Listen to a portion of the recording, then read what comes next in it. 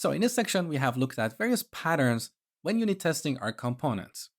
We have looked at state changes. So we have methods that modify the value of one or more properties, and these are really easy to test, as you have seen in this section.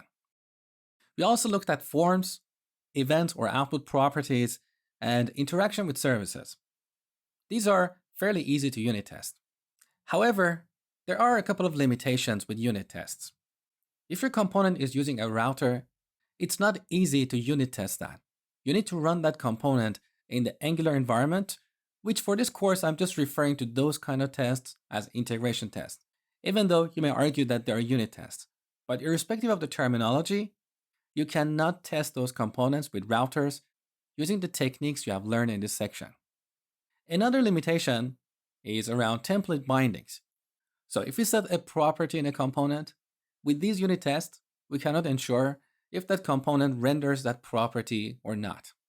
Similarly, if we click on a button in the view, we cannot ensure if the corresponding method in the component is called or not. So for these scenarios, we're going to load our component in an Angular environment. So Angular is going to compile the component with its template. It's going to inject the dependencies, and then we can get that router and put a spy on it to change its implementation. And these are the topics for the next section.